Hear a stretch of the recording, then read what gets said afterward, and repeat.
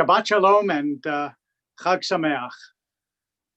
You know, it is a different feeling, obviously, to stand in my office in the synagogue and look at a screen rather than standing in the sanctuary and look at people.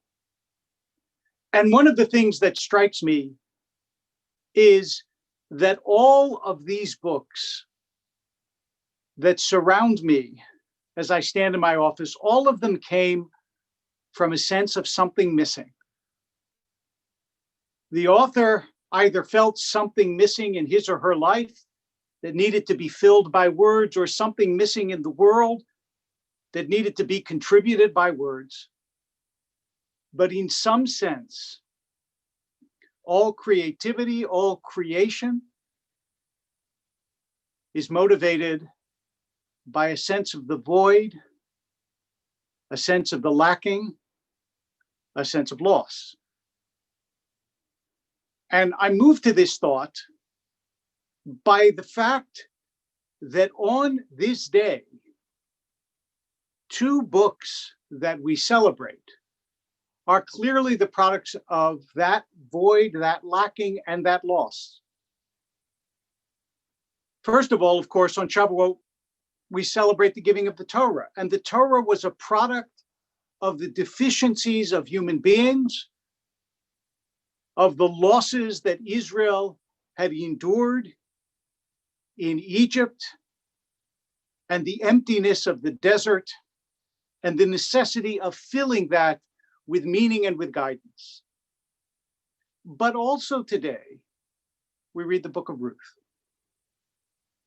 And although you may not remember the story so well, in very brief outline, it is a story that is driven by a deep sense of loss. Naomi has two sons, and the two sons are married to Ruth and to Orpah. And not only has Naomi lost her husband, but she's lost her two sons. She's going back to the land from which she came, to Eretz Yisrael, to the land of Israel. And of course, very famously, Ruth agrees to go with her. Not agrees even, but eagerly urges that she go with Naomi. And you realize that both of them carry tremendous sorrows, tremendous loss on the way back to Israel. Naomi has lost all the men in her life, her husband, her children. And Ruth has lost her young husband. And she and her mother-in-law make their way back. A lot of our losses are silent losses. We don't always tell people, this is what I mourn and this is what I miss.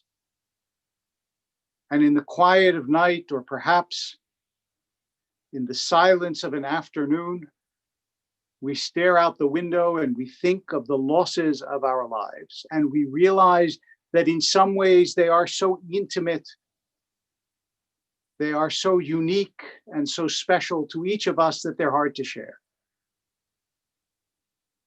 And yet there is a desire still for others to know what it is that we feel and who it is that we are. And so when Naomi goes back,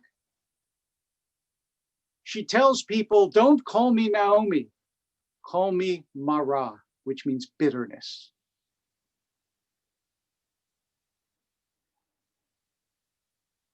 As I read this, rereading the book of Ruth for Shavuot, it all of a sudden struck me that that word is used right after the Israelites leave Egypt. They come to a place called Marah, a place of bitter waters where they complain again bitterly to God because they have nothing to drink.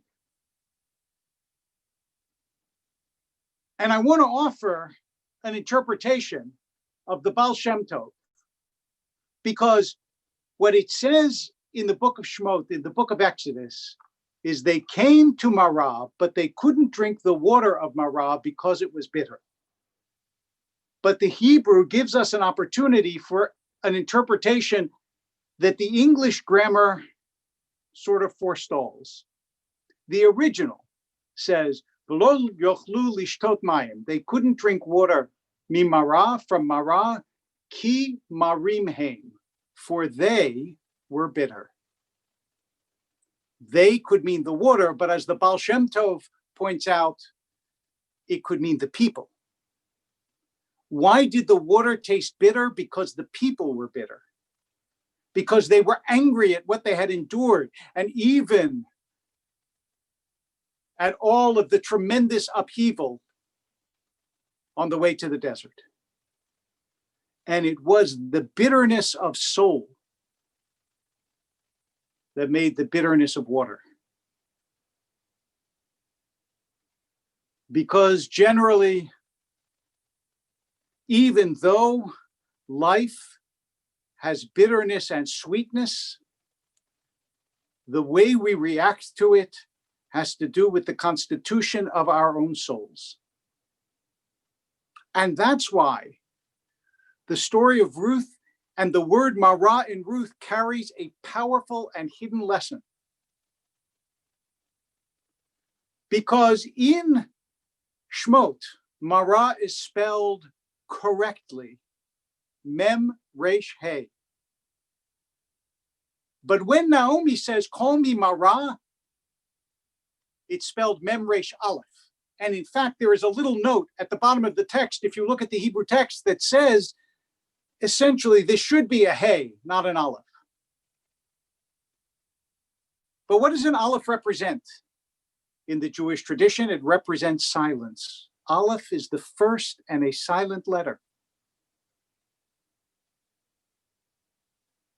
Think about the bitterness that Naomi expresses and the silent bitterness that she feels. And then what happens? Let's think of that silence for a moment. The silent sadness, the silent sorrow, the silent suffering. Because for all of us, when we go through any kind of pain, there is that moment of silence in which we not only absorb the pain, but we decide, how will we react to this pain? What will it make of us? How will it change us? And there is one possibility, which is it will change us into bitter people, as happened at Marah. But that is not what Naomi chooses. Instead, Naomi chooses to help Ruth build a new life that will redeem both of them and ultimately redeem the Jewish people and the world, because you know Ruth's child is the ancestor of the Messiah. It's all in the Aleph. It's all in the moment of silence when you decide, will this be a sorrow that sinks or a sorrow that soars? Will this be bitter,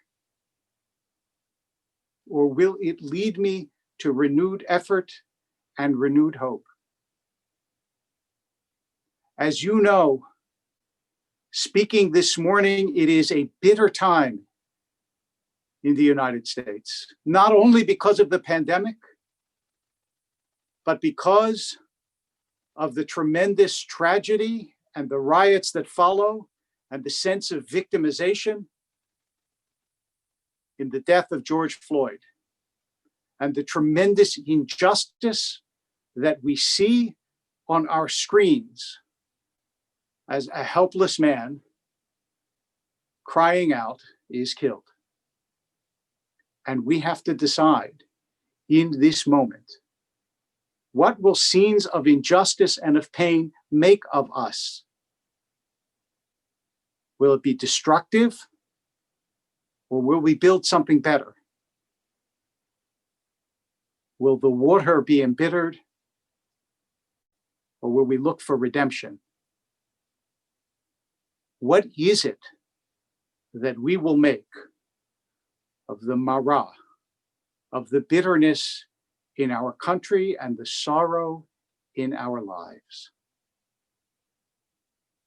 I pray, and I know that you do, that we learn as individuals and as a nation the lesson of Naomi and of Ruth, the lesson that you can take sorrow and make it redemptive, that you can take sadness and use it to build a better life and a better world. Ken Yehi Ratzon. So may it be God's will and ours.